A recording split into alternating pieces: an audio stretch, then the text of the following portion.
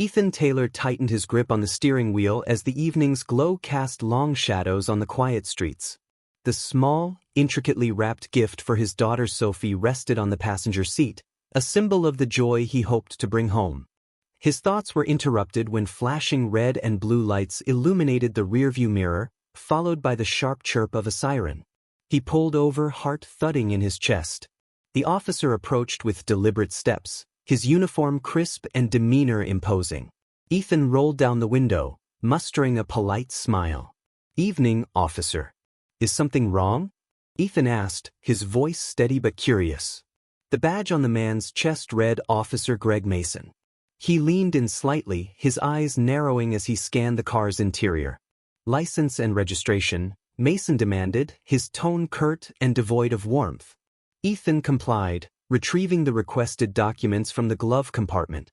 "May I ask what this is about?" he inquired again, trying to maintain his composure.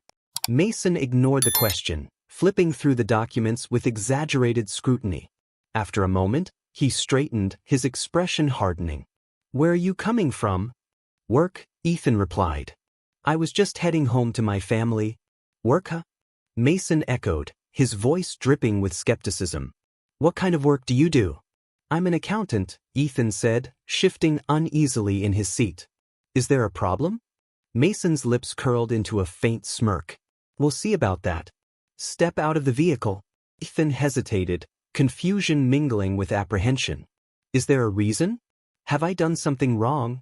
Do you want to make this harder than it needs to be?" Mason shot back, his hand inching toward his holster. Reluctantly, Ethan exited the car, his hands visible to avoid escalation. He stood by the roadside as Mason circled the vehicle, peering through the windows and tapping on the panels. "What's in the box?" Mason asked, gesturing to the gift on the passenger seat. "It's a present for my daughter," Ethan answered. "Her birthday is tomorrow." Mason's eyes flicked toward Ethan, his gaze cold and unyielding. "Mind if I take a look?" "It's just a toy," Ethan protested. "I don't see why." Mason cut him off. "I said, mind if I take a look?" Ethan's jaw tightened, but he nodded. Mason opened the door, picked up the box, and shook it lightly as if trying to determine its contents. Then, without warning, he unwrapped it, tearing through the neat folds of paper. "Hey, that's for my daughter," Ethan exclaimed, stepping forward. Mason raised a hand, his expression daring Ethan to challenge him further. "You're in no position to tell me what I can and can't do." The sight of the disheveled gift filled Ethan with a mix of humiliation and anger, but he bit his tongue, sensing the power imbalance. Mason continued his inspection, tossing the paper aside before setting the toy back down. "Why are you really out here tonight?" Mason asked, his tone accusatory. "Seems odd, a man like you driving around this late with a story like that." Ethan frowned, his frustration evident. "A man like me? What's that supposed to mean?" Mason stepped closer, his voice dropping to a low, threatening tone. "You know exactly what I mean." Ethan's pulse quickened as the weight of the insinuation settled over him. This wasn't about a routine stop. It was personal, targeted. The realization burned in his chest, a mix of indignation and helplessness. "Officer, if I've done something wrong, tell me," Ethan said, his voice firm. "Otherwise, I'd like to be on my way." Mason's expression remained unreadable, but he stepped back slightly. "Stay right here," he barked, retreating to his patrol car. The minutes stretched into an eternity as Ethan stood by the roadside, the cool night air doing little to calm his nerves. He glanced at passing cars, their headlights briefly illuminating the scene, and wondered if any of the drivers noticed the tension in his stance, the humiliation etched on his face. Finally, Mason returned, handing back Ethan's license and registration without a word of apology. "You can go," he said dismissively. Ethan exhaled a breath he didn't realize he'd been holding. "That's it?" he asked incredulously. "Unless you want to keep talking," Mason shot back, his tone warning against further protest. Ethan shook his head, climbed back into his car, and drove off, the unwrapped gift sitting forlornly on the seat beside him. As the lights of his neighborhood came into view, a sense of relief washed over him, tempered by the lingering sting of the encounter. But the memory of Mason's words stayed with him, their implications heavier than any accusation. Ethan stepped out of his car with cautious movements, his heart pounding like a drumbeat in his chest. Officer Mason had an air of dominance as he gestured toward the hood of the car, commanding Ethan to place his hands on it. The cool metal chilled his palms, but it was nothing compared to the ice creeping into his gut.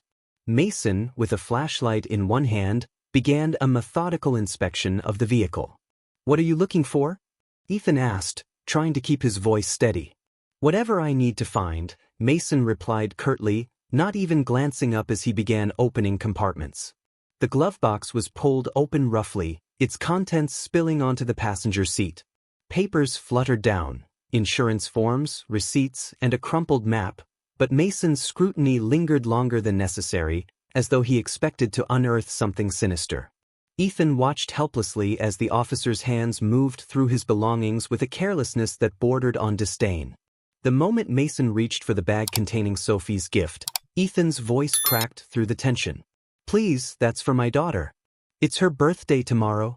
Mason ignored him, yanking the small bag open. He pulled out the delicate bracelet, a silver chain adorned with a charm in the shape of a butterfly. It caught the light as Mason held it up, twisting it as if inspecting it for contraband. "This what you call a present?" Mason sneered. "Not much of a father, are you?" Ethan clenched his fists but remained silent, his breath coming in short, sharp bursts. Mason tossed the bracelet onto the passenger seat with a dismissive flick of his wrist, and the tiny charm clinked against the metal of the seat buckle. The bag that had held it was discarded onto the floor like trash. "Please," Ethan said, his voice cracking with frustration. "I've done nothing wrong. Let me go home." "Nothing wrong?" Mason turned, his eyes narrowing as he stepped closer. His voice lowered, carrying a venomous edge. "I don't know how someone like you got that car, but it's people like you who think they can just waltz through decent neighborhoods without raising suspicion." Ethan's stomach twisted. The words hung in the air, heavy with implication. He wanted to retort, to fight back, but the sight of Mason's hand hovering near his holster silenced him. "I told you, I'm just coming back from work." "I'm an accountant," Ethan repeated, trying to maintain his composure. "Accountant?" Mason mocked, his lips curling into a cruel smile. "Yeah, sure. Next thing, you'll tell me you're running a Fortune 500 company?" Ethan gritted his teeth. Each word felt like a slap, stripping away his dignity piece by piece. He glanced down the road, hoping a passing car might stop or someone might intervene, but the street remained quiet, as if the world had conspired to leave him alone in this moment. Mason's search continued, now more invasive. He flipped through Ethan's wallet, holding up each item like a trophy to his mockery. "What's this, your Costco card? Living the high life, huh?" When he came across a picture of Sophie, Ethan's chest tightened. Mason studied the photo, a smirk playing on his lips. "Cute kid. Hope she doesn't grow up thinking she can follow in her daddy's footsteps." That was the breaking point. "That's enough," Ethan said, his voice rising despite his better judgment. "You have no right to talk about my family." Mason's expression darkened. He stepped closer, his voice dropping to a menacing whisper. "You don't tell me what I have the right to do." The weight of the situation bore down on Ethan like a physical force. Every fiber of his being screamed at him to fight back, to reclaim some shred of dignity, but the sight of Mason's fingers brushing his belt, just close enough to his weapon, kept him frozen. The officer moved to the trunk, barking an order for Ethan to pop it open. With trembling hands, Ethan complied, pressing the release button. Mason rummaged through the contents, scattering tools, a spare tire, and a first aid kit onto the pavement. He kicked the items aside carelessly, muttering under his breath. Finally, Mason straightened, his inspection complete. "You're clean. For now," he said, his tone making it clear he still didn't believe it. "Get this junk off my road." Ethan wanted to scream, to demand an apology, to call someone, anyone, who could hold Mason accountable. But he knew how this would end if he pushed too far. He began gathering his belongings, his hands shaking as he placed them back in the trunk and passenger seat. Mason lingered, watching him like a predator sizing up its prey. When Ethan finally climbed back into the driver's seat, Mason leaned down, his face inches from the open window. "You'd better watch yourself, Mason said, his voice dripping with malice. "I'll be keeping an eye on you." Ethan didn't reply. He started the car, his jaw clenched so tight it hurt. As he drove away, the gift bag crumpled on the seat beside him felt like a symbol of everything Mason had taken from him that night. His dignity, his sense of security, and his faith in the system. By the time he pulled into his driveway, Ethan felt hollow. The lights in the house glowed warmly, and he could see Sophie's silhouette in the window, waving excitedly. He forced a smile, waving back, but inside, the weight of the night pressed down harder. This wasn't just a routine stop. It was a warning, a reminder of how little power he truly had. As Ethan stepped out of his car once again under Officer Mason's barking orders, he noticed the growing commotion nearby. Lights flickered in the surrounding houses, curtains moved aside, and neighbors began stepping onto their porches. Soon, a small crowd gathered on the edge of the sidewalk, murmuring and pointing as Mason's search continued. "Keep your hands where I can see them," Mason snapped, his voice sharp and commanding. His hand lingered unsettlingly close to the holstered weapon at his hip, and his eyes darted suspiciously toward Ethan every few seconds. The tension in the air was electric, crackling with unspoken accusations. One of the neighbors, a middle-aged woman in a floral robe, held up her phone, its recording light glaring like a beacon. "Why is he being stopped?" "That man didn't do anything," she called out, her voice trembling but determined. Mason whipped his head toward her, his jaw tightening. "Step back. This is official police business." Her defiance emboldened others. More phones emerged from pockets, their lenses trained on Mason as they recorded his every move. "This is wrong," muttered a man in a baseball cap. "We know him. He's lived here for years. He's not a criminal." The murmurs grew louder, a wave of discontent rolling through the small gathering. Ethan stood by his car, his heart pounding as humiliation and fear wrestled within him. He had always known these neighbors as friendly faces, nodding acquaintances who exchanged pleasantries during morning jogs or weekend errands. Now, they were witnesses to his degradation. "I'm just trying to get home," Ethan said loudly, his voice cracking with a mix of desperation and anger. "I've done nothing wrong." "You look suspicious," Mason shot back, his tone cold and unyielding. "And until I'm satisfied, you're staying right here." The implication in Mason's words was unmistakable. Ethan could feel the weight of the officer's bias pressing down on him like a suffocating shroud. His dark skin, his nice car, his simple presence on this street, all had been deemed suspicious. A young woman in the crowd, her hands shaking as she filmed, stepped closer to the edge of the sidewalk. "He's not doing anything. You can't treat him like this," she exclaimed. Her voice carried a mixture of anger and fear, as though she too understood the stakes of challenging the officer.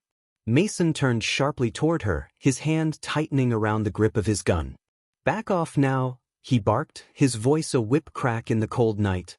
The crowd collectively recoiled, the tension skyrocketing as Mason's posture became more aggressive. Ethan could feel the air being sucked out of the situation, every movement charged with the potential for disaster. Ethan raised his hands, palms out, trying to defuse the situation. "Please, everyone, stay calm," he said, his voice trembling. "Officer, I'm cooperating. You don't need to do this." Mason sneered, his gaze flickering between Ethan and the crowd. "Cooperating? Is that what you call it? You people always have an excuse." The words struck like a blow, their venom hanging in the air. The murmurs in the crowd shifted to gasps, the weight of Mason's prejudice cutting through the night. Ethan's face burned with shame and anger, but he kept his hands up, his movements careful and deliberate. "I don't want any trouble," Ethan said quietly. "I just want to go home." Mason leaned closer, his face inches from Ethan's. "You think you're some kind of victim, don't you? Driving around here in your fancy car, acting like you belong." Ethan swallowed hard, the officer's words searing into him. He could feel the eyes of the crowd on his back, their silent support a double-edged sword. While they bore witness, their presence also heightened the stakes. One wrong move, one misunderstood gesture, and the night could end in disaster. "Just let him go," someone in the crowd shouted. A ripple of agreement followed, voices rising in support of Ethan. The solidarity was a small comfort, but it also seemed to agitate Mason further. "You all want to play lawyer now, huh?" Mason snarled, turning toward the onlookers. "How about you stay out of it before you make things worse?" The woman in the floral robe stepped forward, defiance in her eyes. "Worse? You're the one harassing him." Mason's hand twitched near his gun, and Ethan's stomach dropped. "Please," Ethan said urgently, his voice rising. "Everyone just stay back. I'll handle this." The crowd hesitated, their collective anger tempered by the obvious danger of the situation. Mason returned his attention to Ethan, his face a mask of disdain. "Get your stuff and clean this up," Mason said, jerking his head toward the scattered items on the pavement.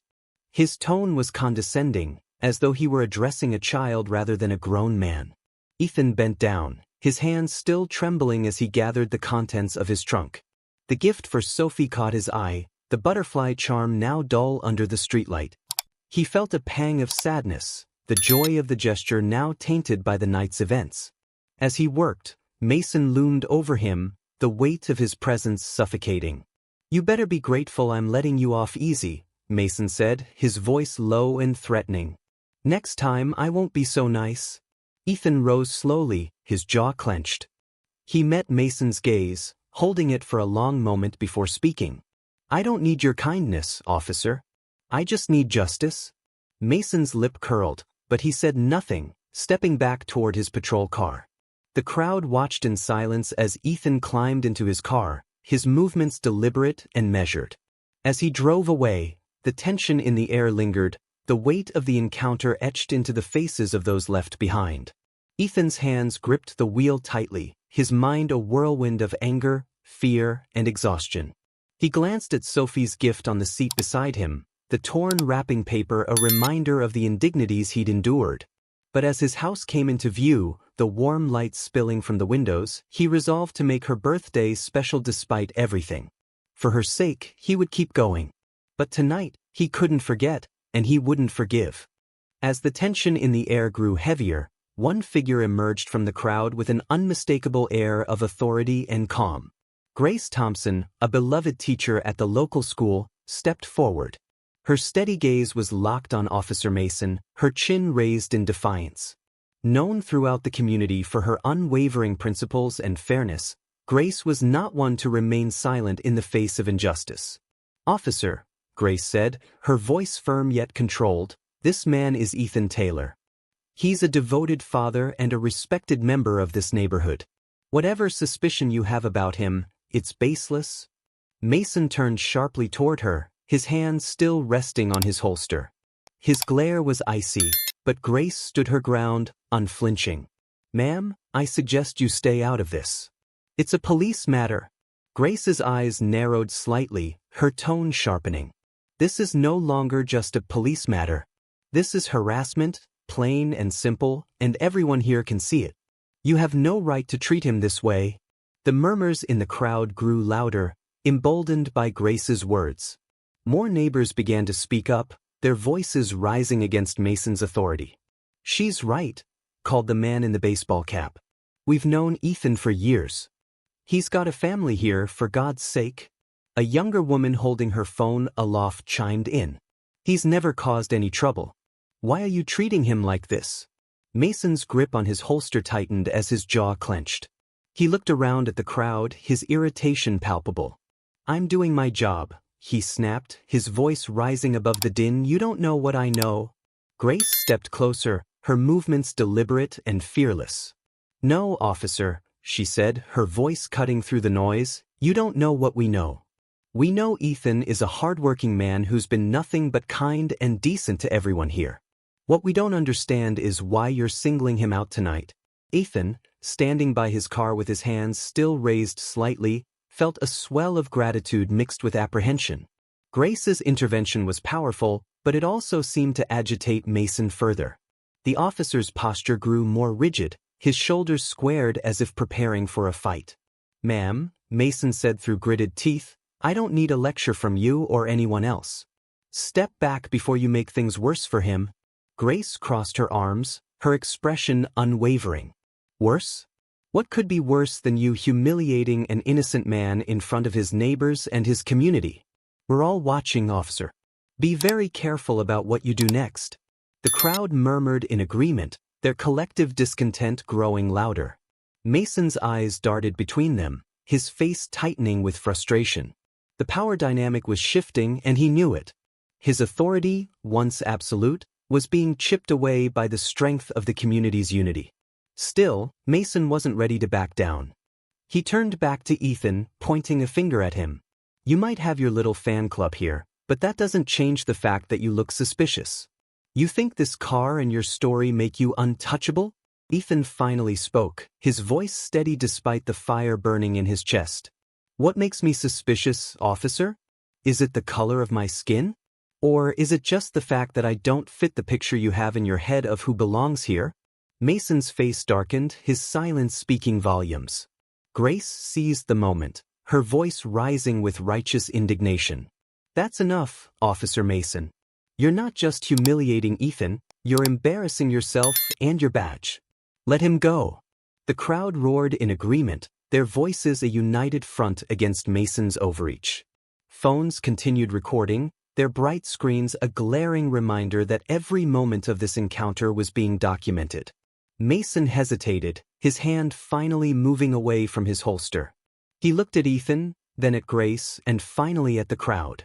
The weight of their collective judgment bore down on him, and for the first time, his resolve seemed to falter.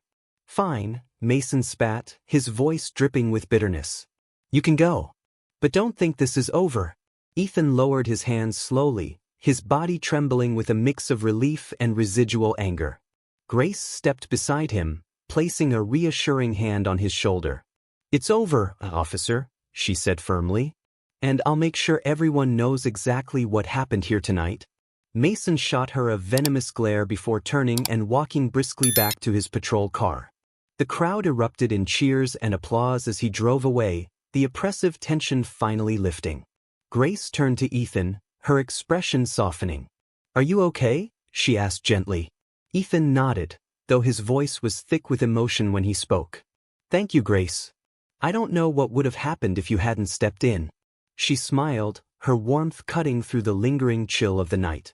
You're part of this community, Ethan. We look out for each other. As the crowd began to disperse, Ethan climbed back into his car, clutching Sophie's gift tightly in his hands. He drove home in silence, the events of the night replaying in his mind. The humiliation, the fear, and the overwhelming support of his neighbors all swirled together, leaving him feeling both drained and strangely hopeful. When he finally reached his driveway, the sight of Sophie's excited face in the window brought a small smile to his lips. No matter what Mason had tried to take from him, he still had his family, his community, and his dignity. And tonight, that was enough. The night air buzzed with a mix of anger and disbelief as the neighborhood rallied around Ethan. The crowd's shouts grew louder, their voices a thunderous wave of defiance against Officer Mason's authority. This is wrong, someone yelled, their voice cutting through the cacophony. He hasn't done anything, another shouted, their tone filled with frustration. Phones were raised higher, their recording lights like tiny beacons of accountability. The community, galvanized by Grace Thompson's courage, refused to remain silent. Mason's face tightened, his lips pressed into a thin line as the weight of the crowd bore down on him. His hand hovered near his holster again, but this time, the move was met with a collective gasp of outrage. Get your hand off that gun, demanded a man in the back, his tone trembling with both anger and fear. Ethan stood frozen beside his car, his hands still raised slightly, his breathing shallow. His eyes darted toward Grace, who remained steadfast beside him, her posture unyielding. She looked at him briefly, a reassuring nod that bolstered his resolve. I told you, Mason growled, his voice lower now, almost as if he was trying to salvage what remained of his control. This is a police matter. Step back. But the crowd wasn't having it. A woman near the front shouted, We're not stepping back until you let him go. This is harassment.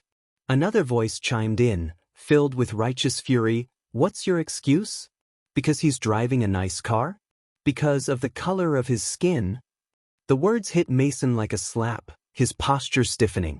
He opened his mouth to retort but stopped short, his eyes scanning the sea of faces, each one filled with anger and condemnation. His authority, once absolute, now teetered on the edge of collapse. Mason turned his attention back to Ethan, his expression a mix of frustration and something that bordered on desperation. "You think you're the victim here?" he spat, though his voice lacked the conviction it had carried earlier.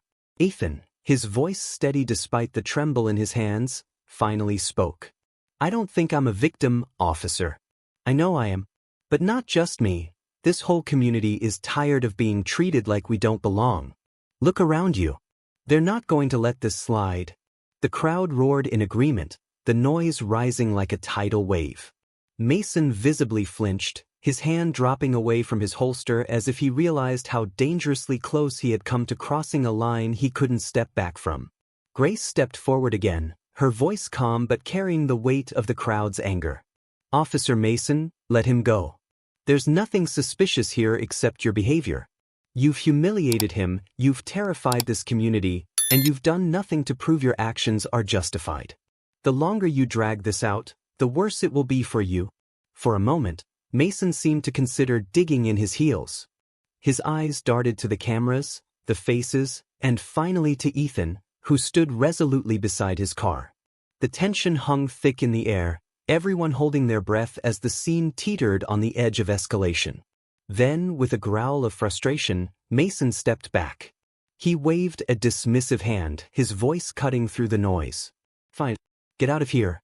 But don't think this means you're off the hook." The crowd erupted into cheers and applause, their relief palpable. Grace exhaled deeply, her shoulders relaxing for the first time that night. She turned to Ethan, her hand briefly squeezing his arm. "It's over," she said quietly, though the weight in her voice hinted that she knew it was far from the last time they would face such injustice. Ethan nodded, though his expression was a mix of exhaustion and gratitude. He bent down to gather the last of his belongings from the pavement. The crumpled wrapping paper, the delicate bracelet for Sophie, everything felt like a reminder of the humiliation he had endured, but also of the resilience that had carried him through. As he climbed back into his car, the crowd began to disperse, their voices still echoing with a sense of victory. "We're with you, Ethan," someone called out, and the sentiment was echoed by others as they returned to their homes, their phones still capturing the aftermath. Mason stood by his patrol car, his face dark with anger and defeat. He watched as Ethan pulled away, the sound of the engine fading into the night. Behind him, Grace lingered, her gaze fixed on Mason with a look that seemed to say, "We're watching you." When Ethan finally arrived home, the lights of his house were a beacon of comfort. Sophie's silhouette danced in the window, and the sight brought a small, bittersweet smile to his face. He stepped inside, the warmth of his home wrapping around him like a balm. "Daddy!" Sophie exclaimed, running to greet him. Ethan knelt to embrace her, holding her tightly as tears threatened to spill over. "Happy early birthday, sweetheart," he whispered, slipping the bracelet into her small hands. "It's beautiful," she said, her eyes lighting up with joy. Ethan kissed her forehead, the weight of the night still pressing on him but softened by the love in her eyes. As he tucked her into bed that night, he resolved to do more than just endure. The community had stood by him, and he owed it to them, and to Sophie, to keep standing, to keep fighting. Because tonight had shown him something greater than the prejudice of one officer. It had shown him the strength of unity, the power of a voice raised against injustice. And that was a gift worth fighting for. In the days following the confrontation, Grace Thompson took the lead in channeling the community's frustration into action. Standing in the park that served as the heart of the neighborhood, she addressed a gathering of concerned residents. Ethan stood among them, Sophie holding his hand tightly as she looked up at her father with pride. "This isn't just about what happened to Ethan," Grace began, her voice firm but compassionate. "It's about all of us, about ensuring that no one in our community feels targeted or excluded because of who they are. Tonight, I propose we start organizing meetings to discuss bias, inclusion, and ways we can support one another." The crowd murmured in agreement, the tension of the previous days giving way to a renewed sense of purpose. Grace's words resonated deeply, her calm demeanor inspiring confidence. She gestured to a clipboard being passed around, inviting neighbors to sign up to participate. "Change starts here, with us," she concluded, her gaze sweeping across the faces before her. "Let's make this neighborhood an example of what true community looks like." As people signed their names and exchanged ideas, a buzz of determination filled the air. Neighbors who had once been strangers were now shaking hands, introducing themselves, and forming connections. Ethan watched the scene unfold, a glimmer of hope igniting within him, a hope he hadn't felt in years. Meanwhile, the video of the incident had taken on a life of its own. Captured by multiple phones, it had spread rapidly across social media platforms, gaining traction with hashtags like #JusticeForEthan and #EndBiasNow. The footage of Officer Mason's aggressive stance, coupled with the crowd's vocal defiance, struck a chord far beyond the neighborhood. News outlets picked up the story, sparking heated discussions about racial bias and police accountability. Community leaders, activists, and public figures weighed in, many calling for reforms to ensure incidents like this wouldn't happen again. Ethan's face appeared on screens across the country, but he felt torn. While he appreciated the growing support, the public attention was overwhelming. At home, Sophie was full of questions. Sitting cross-legged on the living room rug with her bracelet glinting softly under the lamplight, she looked up at Ethan with wide, curious eyes. "Daddy, why did that man think you were bad?" she asked, her voice a mix of innocence and confusion. Ethan knelt beside her, placing a gentle hand on her shoulder. "Sometimes, Sophie, people see things they don't understand, and instead of asking questions, they make wrong assumptions," he explained. "It's not fair, and it hurts, but we have to stand up for the truth and show people what's right." Sophie nodded thoughtfully, then looked at him with a smile that warmed his heart. "You're really brave, Daddy," she said. "And now we can help others, right?" Ethan felt his chest tighten with emotion, his daughter's words filling him with a mix of pride and resolve. "That's right, sweetheart," he said softly. "We can help others by speaking up and working together." The sense of unity grew stronger as the days passed. Neighbors who had barely exchanged pleasantries before the incident now greeted each other warmly, eager to connect and support one another. Grace visited Ethan's home one afternoon, carrying a neatly tied box of homemade cookies. "We're all here for each other," she said, handing him the box with a kind smile. "If you ever need anything, just let me know." Ethan thanked her, feeling a swell of gratitude. For so long he had felt isolated, unsure if anyone truly saw him or cared about the challenges he faced. But now he saw a neighborhood transformed, not just by anger at injustice, but by a collective determination to do better. The meetings Grace had proposed quickly took shape, held weekly in the local community center. Residents shared their stories, discussed their concerns, and brainstormed solutions. Ethan attended faithfully, often speaking about his experiences and the lessons he wanted Sophie to carry with her. As the weeks turned into months, the community began implementing tangible changes. A mentorship program for local youth was established, fostering relationships and teaching values of empathy and understanding. Efforts to strengthen connections between residents and law enforcement were launched, focusing on accountability and trust building. Ethan felt his world shifting.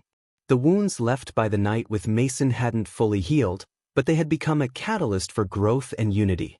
He saw Sophie running outside with the children of neighbors who had once been strangers, their laughter filling the air.